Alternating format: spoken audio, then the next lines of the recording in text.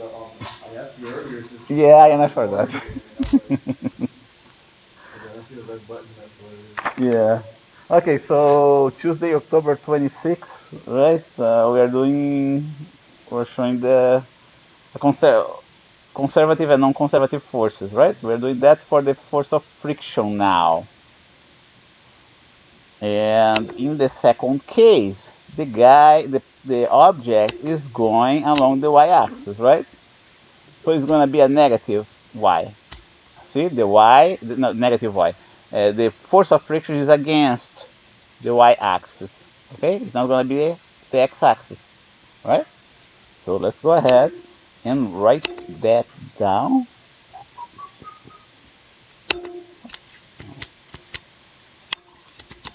We go y, B to C. We're going to go through path number 3.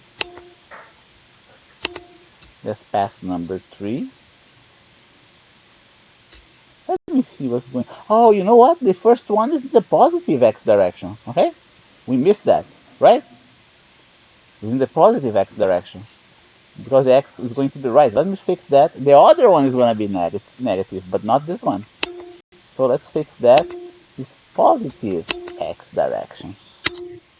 The next one is going to be negative.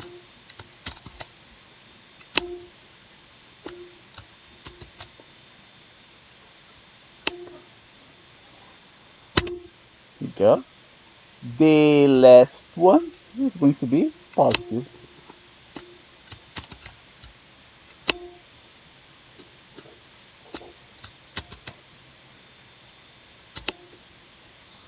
Here we go, like that.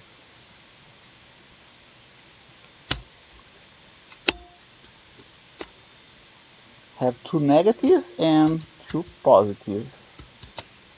But the limits are going to be inverted.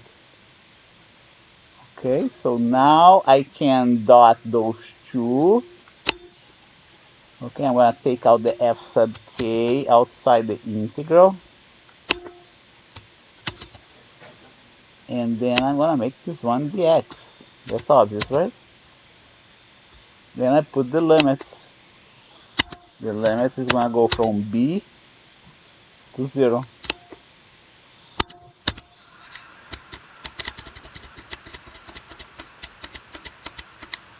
Good. Ooh, what did I do? Yeah, okay, good.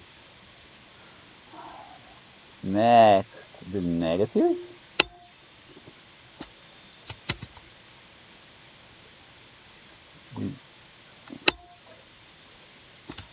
This one. Okay, what the heck's going on here? I'm skipping something here. Yeah, okay.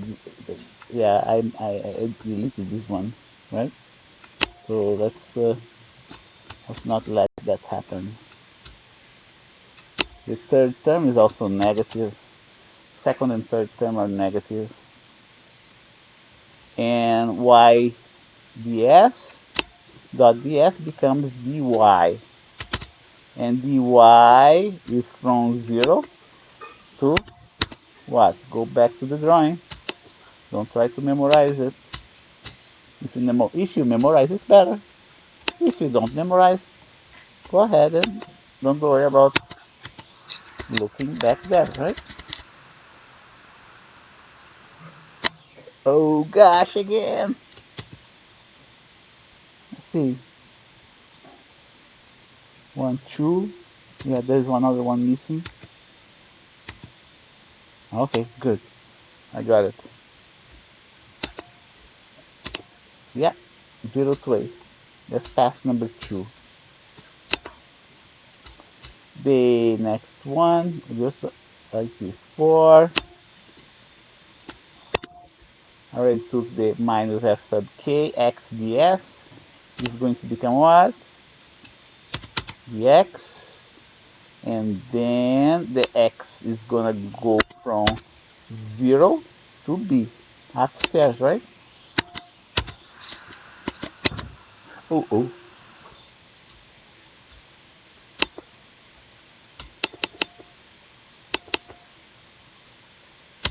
0.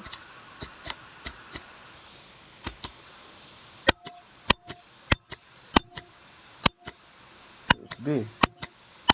Let's make sure, yeah, it's 0 to B because I put B to 0 in the first one. The last one, we do the same thing.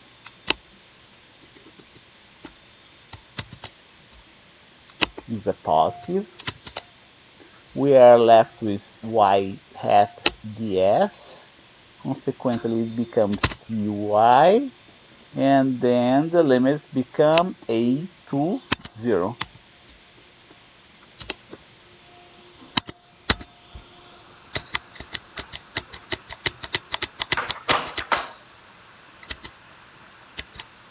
Okay, let's continue finishing. Okay, all the f sub k's are there. Now I have to, I'm gonna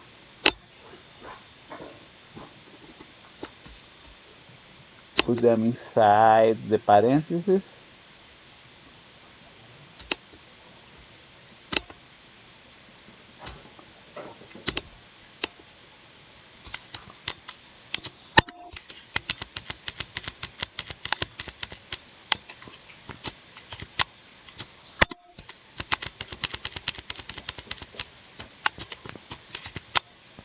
Like that. One more step. See how we have different integrating parameters, right? From b to 0 is going to be minus b. It's going to be minus b. The next one is going to be a. The next one is going to be b. The next one is going to be what? Minus a. Is it equal to 0?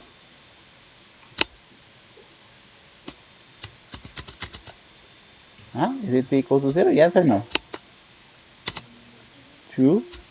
And gotta put a negative there, right?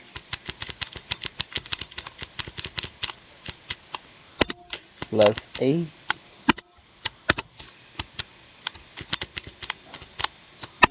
Like that.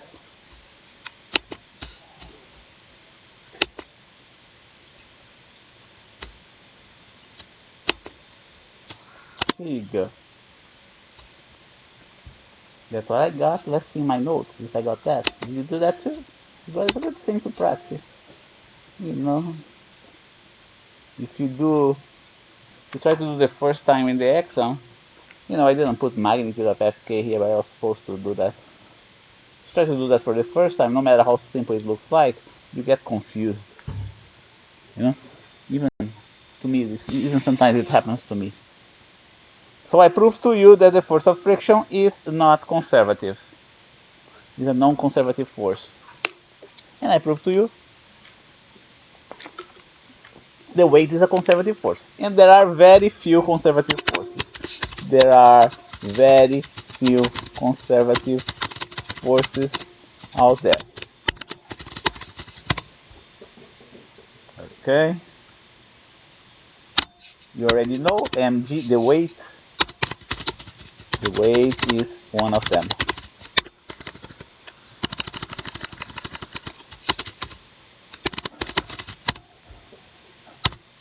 The weight is one of them. And there is a reason why we define conservative forces.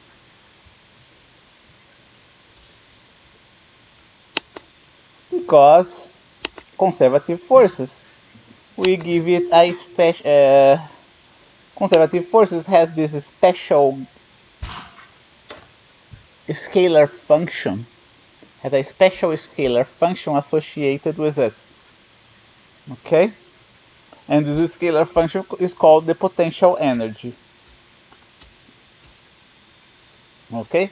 And now we can rewrite our work kinetic energy. Remember, when we first start talking about forces, we talk just about contact and non-contact forces. That's one way of classifying the forces. But now we discover a second way of classifying the forces, as conservative force and non-conservative force. Okay?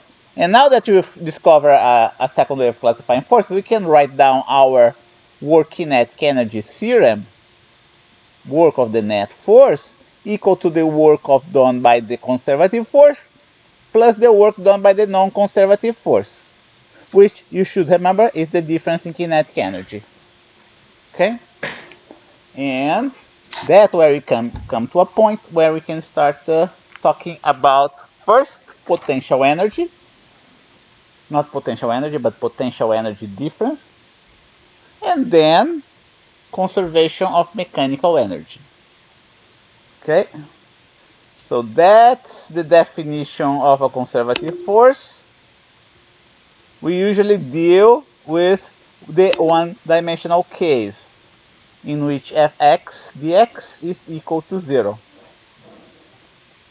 What does it mean? It means that this implies that there is a function g related to the conservative force. Not every force obeys, remember, not every force obeys this type of relationship here.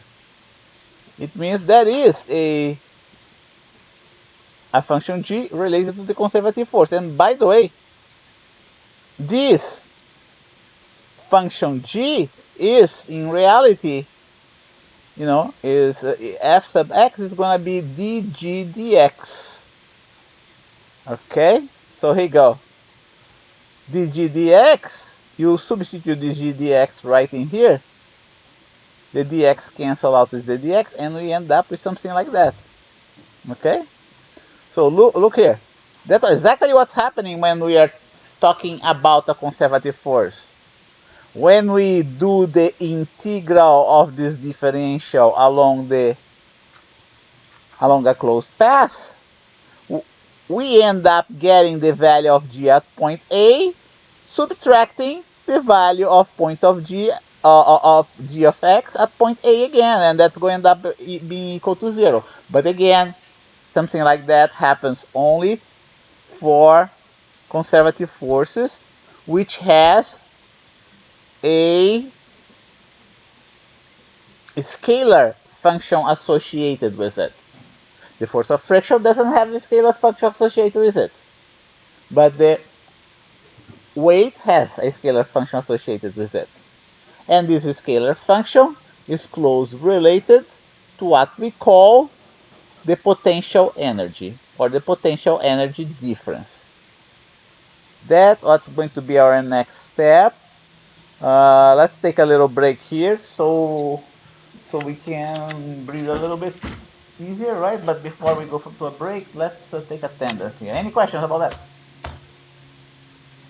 And I'm going to pause.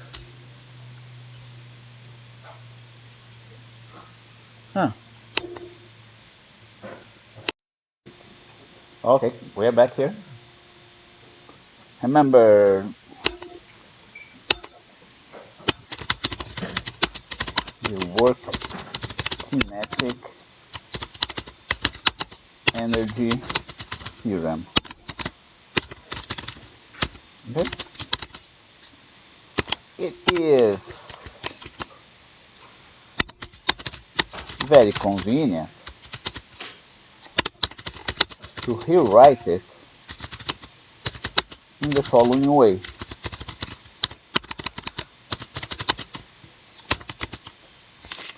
Okay? It's the work of the net force, right? So we can come by and say, look, not just the work of the net force, I can rewrite that as being the work of conservative force plus the work of a non-conservative force.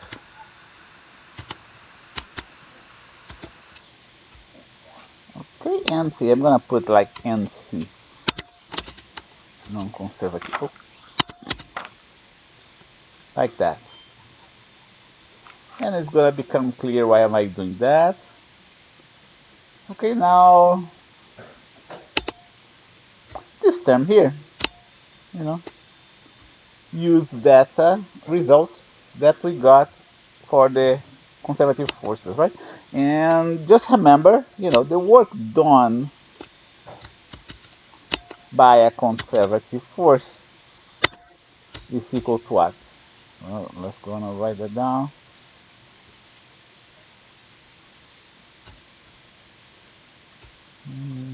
Let's write that down like that. You know, it doesn't have to be a closed path, okay?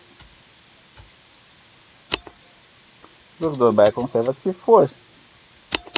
It can be written down as the conservative force dot the displacement vector, something like that.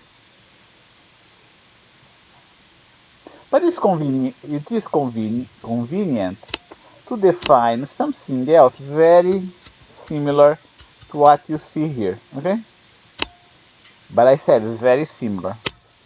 It's not the same, because if it were the same, we wouldn't call it something different. We would call it the work of the conservative force. It is convenient to define another term that is equal to minus the work done of a conservative force. Okay? And this thing, we call it a potential energy difference. First, potential energy difference, and then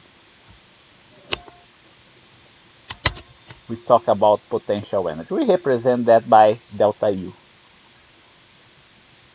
This delta U, what's this delta U? We usually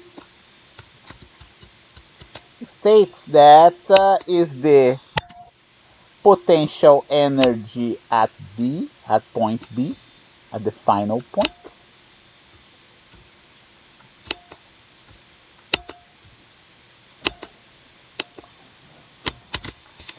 minus potential energy at point A, like that. Definitely it's different from what you saw here, right? But it's just for the sign. So I can go ahead and write that down, that what you see on the right side is minus the work done by a conservative force. Like that. Like I said, it's very convenient. And you're gonna see why. So if you were to rewrite, remember, here you go. You're gonna see it right now why it's convenient to write like that. Remember, this one here is what? On the right side of the work-kinetic energy theorem. What's that? Is the delta kinetic energy, right? That's what it is, right? So let me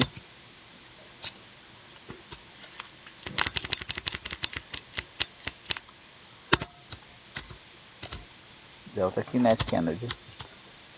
And now I'm going to substitute, I'm going to come up with this new definition. The work done by the conservative force is what? What is minus the potential energy difference. Okay? So now look what we have here. Now we have a potential energy difference on one side and a kinetic energy difference on the other side. Okay? So it is kind of start to hint to us that there might be something here that is easy to memorize. Okay, I gotta put a positive sign, right? Yeah, see that? The work done by the non-conservative forces, right, is equal to the difference in kinetic energy plus the difference in potential energy. But there's more to it. There's more to it. And you're gonna see it.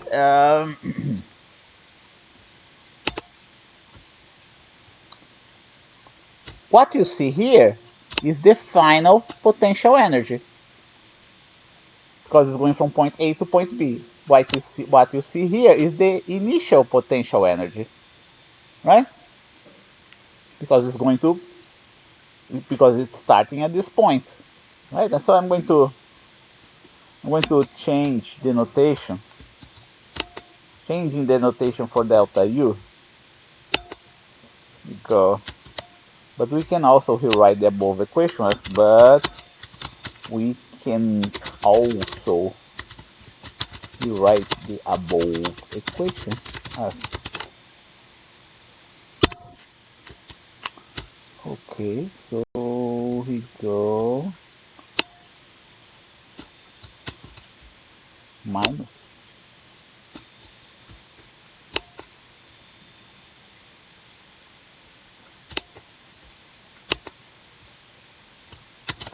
like that. But I'm gonna rename this thing here. I'm gonna call this guy here the final potential energy. And I'm gonna call this guy here the initial potential energy. Likewise, we already have final kinetic energy on the right side and initial kinetic energy on the right side. Okay. Let's take the next step. Go. That's gonna have a negative. I'm gonna spell that out here.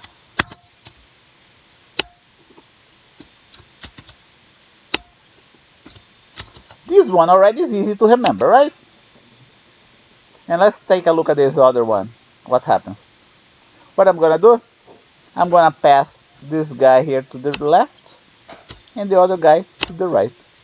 What is final goes to the right, what's initial goes to the left. And then we have another nice format for the WorkKinetic energy theorem that also should be easy for you to remember. Potential energy plus initial potential energy plus initial kinetic energy plus the work done by the non-conservative force is equal to potential energy plus kinetic energy. Okay? All coming from the WorkKinetic energy theorem. So and then what else can we say? Okay, we can call this guy here. We usually call this potential plus kinetic energy the mechanical energy, like that. And we call this one initial mechanical energy. Okay? Simple enough to remember. And we can go a step further. You know, there is a special, there is special type. There are several, let's see how it's gonna go. There are a special class of problems in which, you know, the work done by the non-conservative force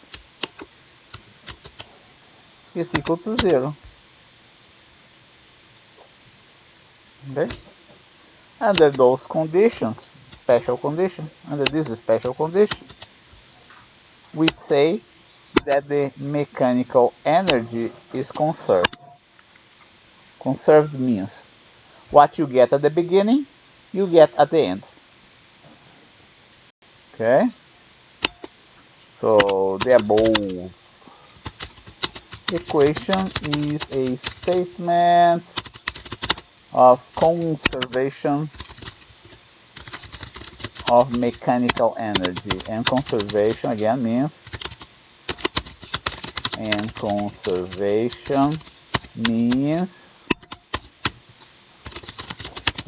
what you get at the beginning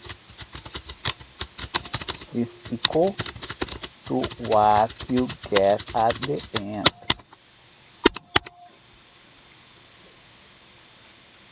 I'm gonna even write that like that here.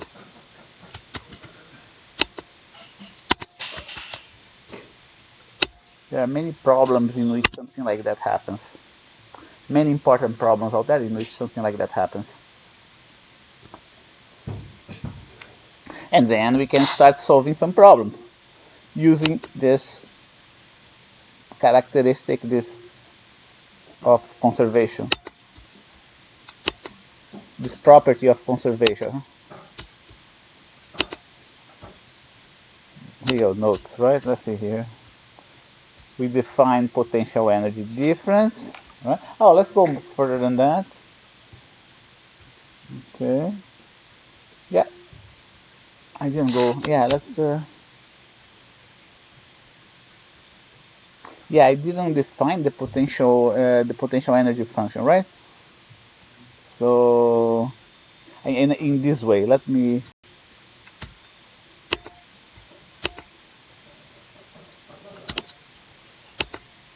Okay, so here we go. If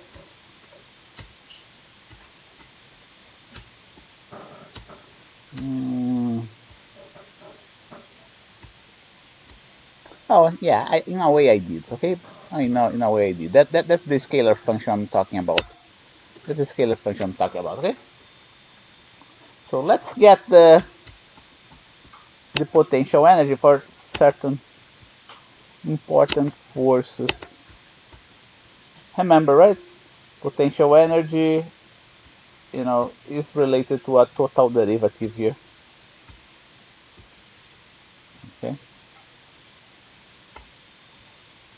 Let's do that. Let's see here how I'm gonna do that. Yeah, let's do the one-dimensional case, and then we do the special types of potential energy. Here you go. If let's go back here.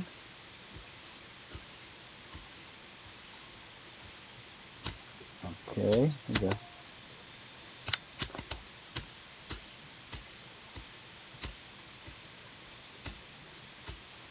Okay, if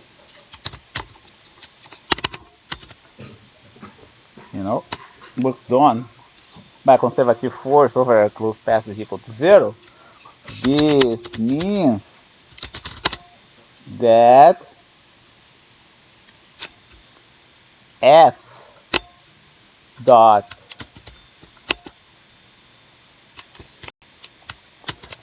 ds must be equal to the total derivative of a scalar function.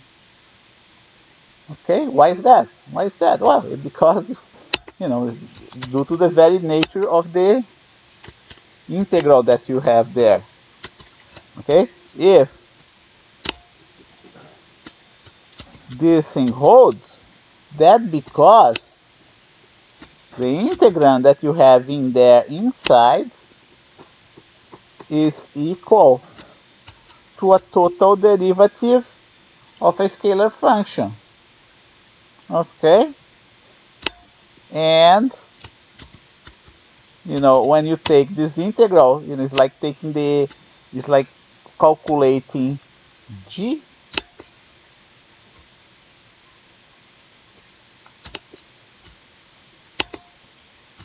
at the same point and subtract twice at the same point twice and subtract, right, at let's say x equal to a, right? It doesn't have to be x equal to a, it can be would be better if I put r, how do I do that, at a. I'm gonna put a capital A to denote point. So that's what it means.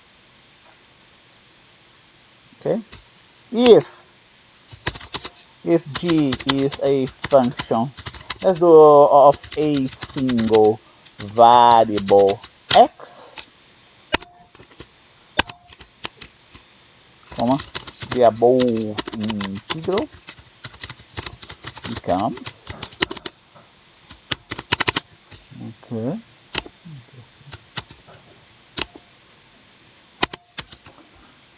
oh, the above integral becomes, okay, becomes f sub x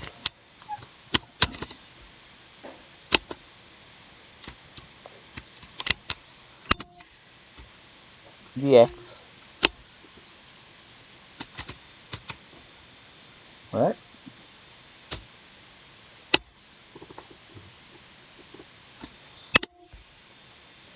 And we end up having something like that. Here you go, f sub x is equal to dg, right? But let's not forget, right, that dg is nothing but the total derivative of your potential energy with a negative sign. Okay, remember I'm doing here just the work done by the conservative force. So this G here is related to the potential energy through a minus sign, through a negative sign. And for the one-dimensional case, we can write down that the force along the x direction is dg dx, and which is equal to minus du dx. Look, here you go. For the 3D case,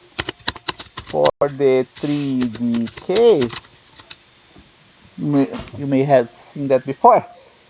Uh-oh. Oh boy. Go again.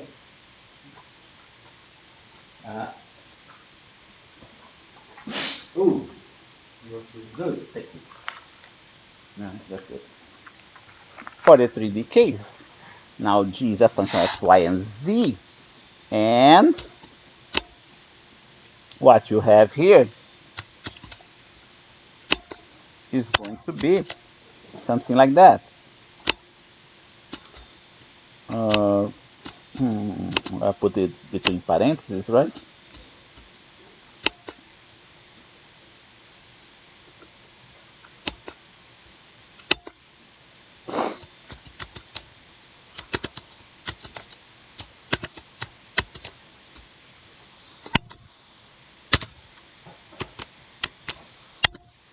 It's going to be something like that. Something like that.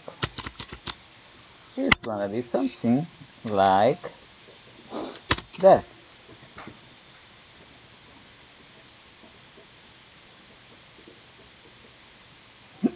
That's gonna be equal to something like that. And what you see right in here has a name. Okay, what you see right in here can also be rewritten. This is a total derivative, and don't forget now, my g may be a function of x, y, and z. Can be rewritten as, have you seen partial derivatives already? Yes, right?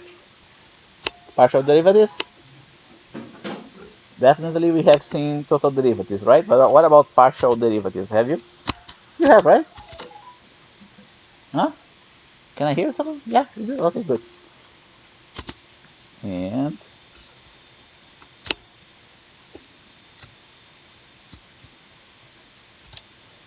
dx, right? Dx, and then I'm gonna have what else? dg, dy, dg, dz, dz.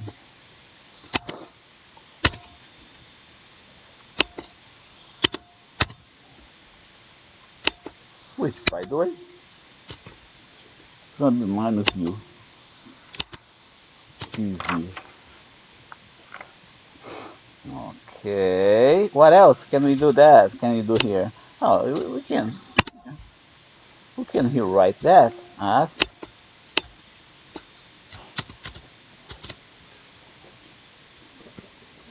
here is gonna be f. I'm gonna here write that as being f. I'm gonna go back right here writing as f dot ds. Okay, just to. And what I'm gonna do here is to write what you see here as what? There's another way of writing it in the same way, a slightly different way. Okay, this guy here is going to be the del operator.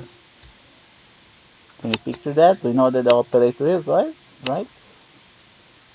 Here you go, del. And I'm gonna take it out.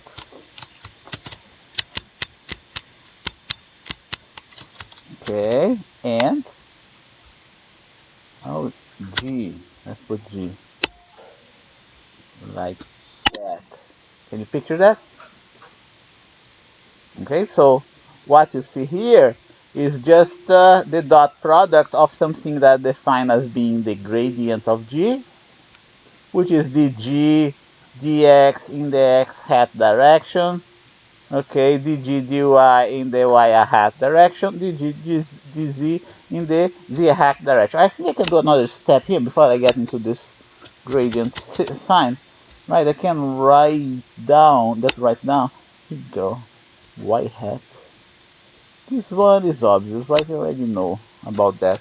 What's not obvious is the one on the right side. And I'm gonna get rid of this dg, we don't need that anymore. Okay, we're gonna, what is x hat? Oh, okay. This one is gonna be dgx x hat, you know, and we can get this dot product here. Let's put the hat. Can you picture that? You can walk back like that, right? That's just like reverse engineering. Reverse engineering the equation. Yeah. We are going to get,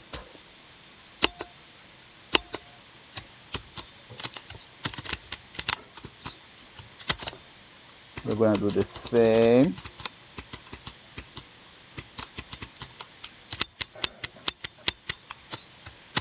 for this one.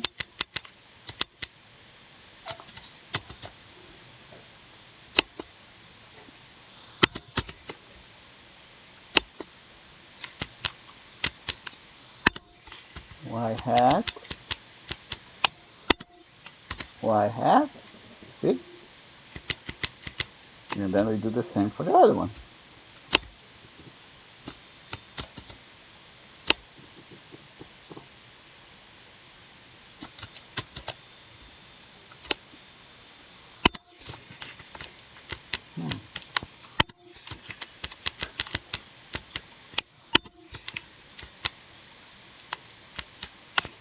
Okay.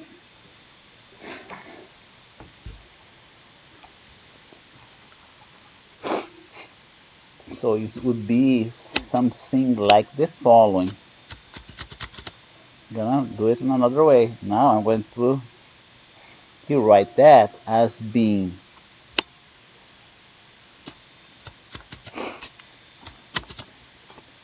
plus this one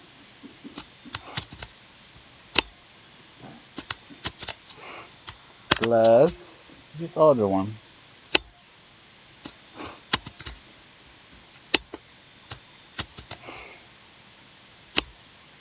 Put between parentheses, just another way.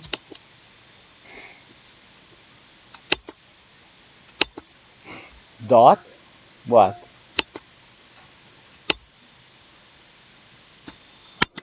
X dx, x hat dx, y hat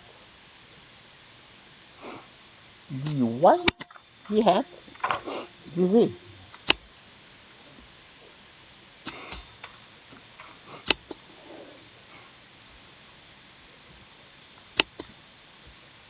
Like that, right? What you see on the extreme left is the ds. People also call it dr. Depends on the notation. What you see on the left is the gradient of the function G, which, by the way,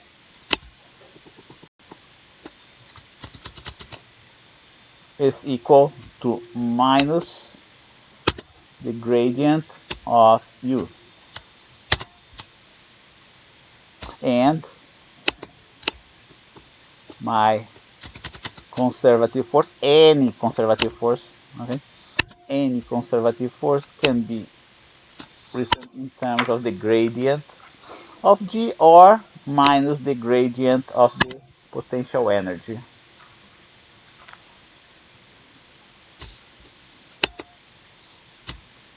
So I think that was important to go through that.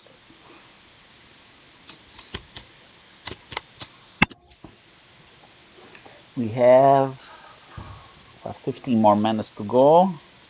Let's see, let me follow my notes there, what I'm forgetting. What we should be next.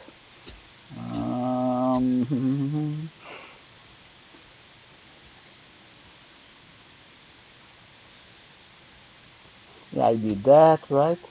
Yeah, I did that. And three-dimensional case, I did that.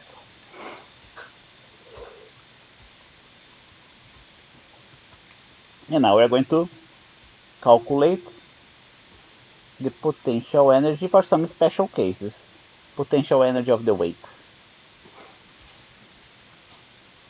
Okay?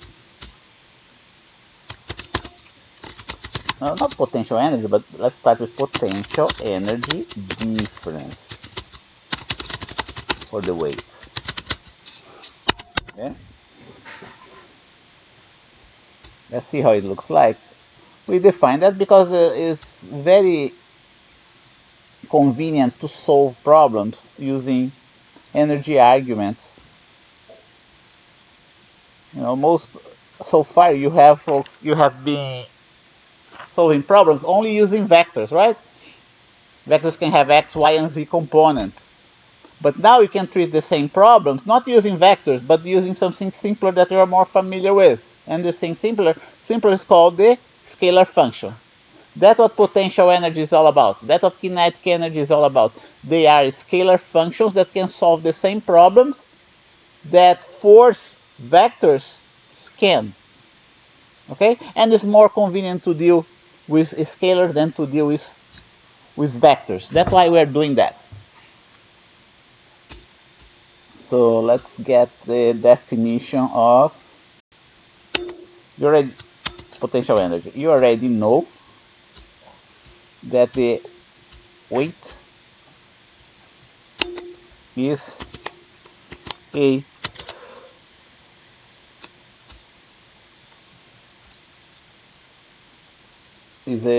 what conservative force. So we're gonna go ahead and write that down as mg. Oh gosh. So m times g.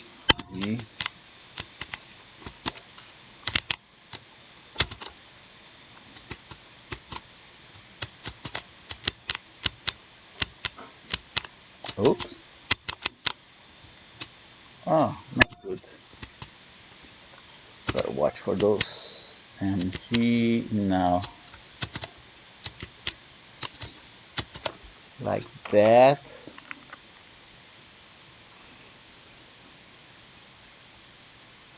And now I'm going to put the initial and final position. Instead of points A and B, I'm going to define as, initial position vector.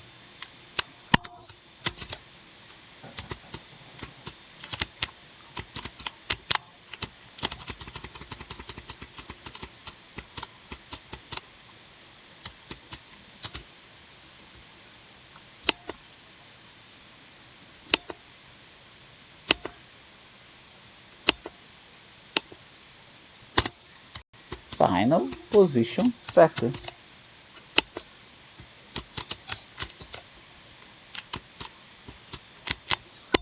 Like that. Right? Then the moment I end, I'm gonna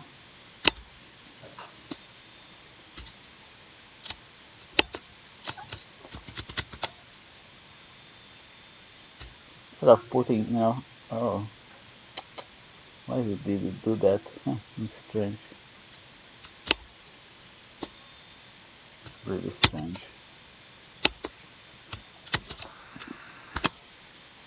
Okay, so this mg goes here, right? I'm doing step by step, There's no way of missing it. Here you go. Mg. I didn't put minus mg in front of, right? And you should know that. Why? Okay, in the next step, take the m out of the integrand. Here write the g as a scalar times the unit vector.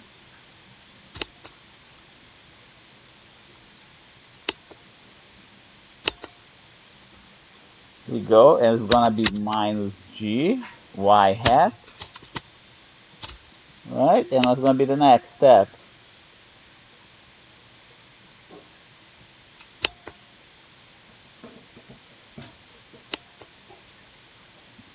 Go. Next step, it's going to be to do the dot product. Well, next step can be taking out the g from the integrand and together with the negative sign, right? If we take it together with the negative sign, that negative sign cancels out with the other one. Okay, and we are left with this dot product inside the integrand. We didn't have to do this problem with an integral, okay? Because mg is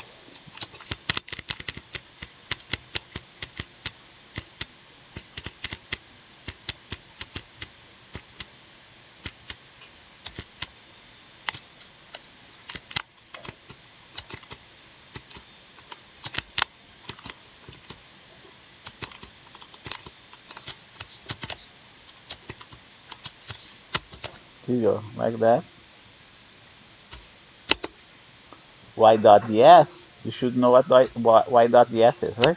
What time is that? 6:41, almost there. I'm gonna get rid of this guy.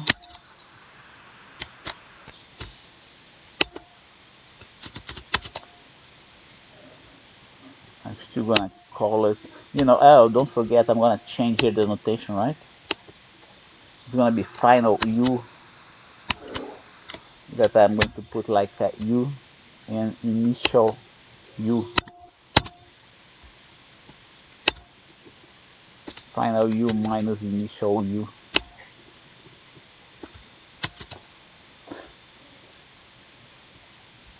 I'm gonna take this guy out. And y dot ds is gonna be what? It's gonna be just dy, right? When we change the integrating variable, we also have to change the limits. S naught becomes initial y, final s vector becomes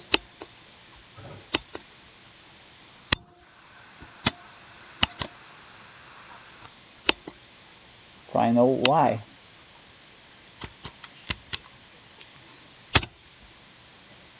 Yeah, you know what? I'm gonna preserve the notation and then I will simplify that later on, okay? I'm gonna oh gosh, you know what? I'm not gonna do that. I'm gonna drop this notation right now. Final y is gonna become y, okay? What happens here? We get mg y minus y naught.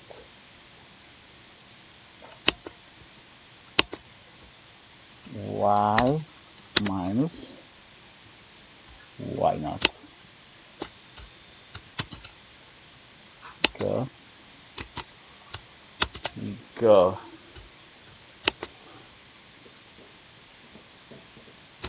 So that's the potential energy difference,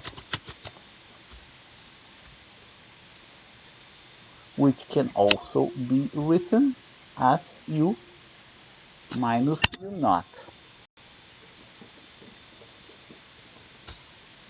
Okay, it is convenient, because this is a linear function,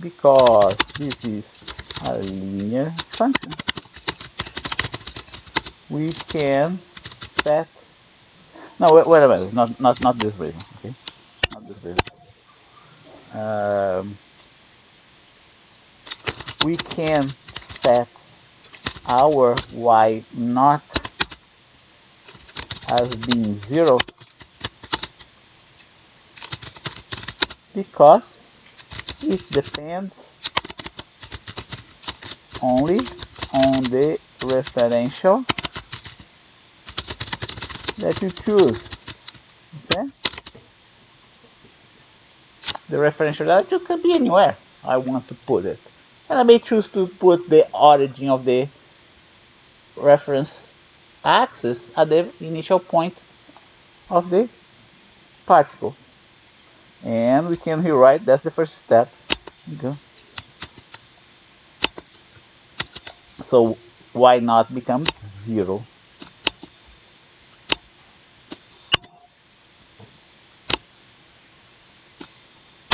We go.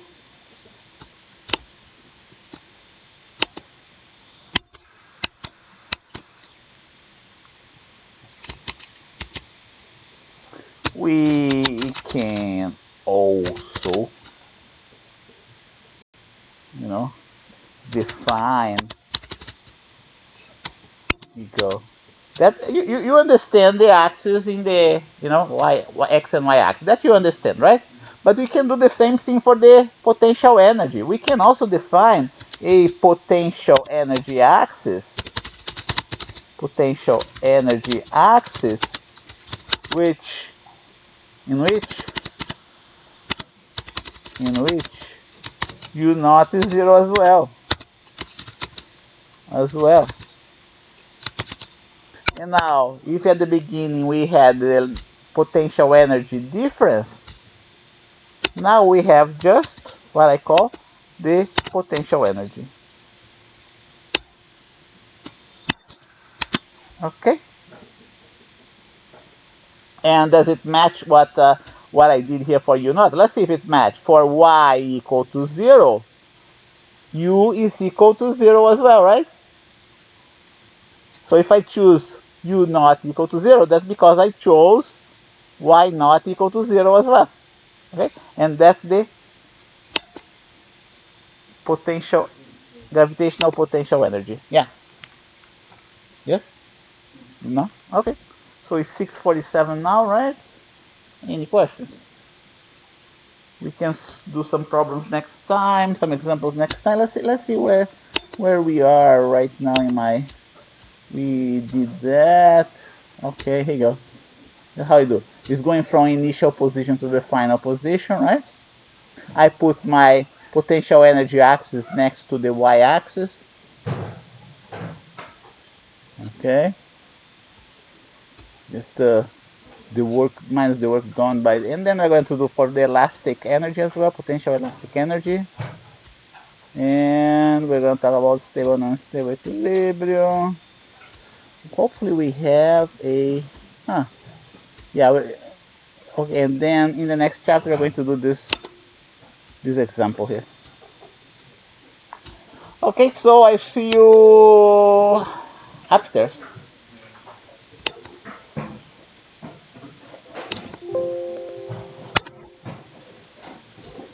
And I can turn off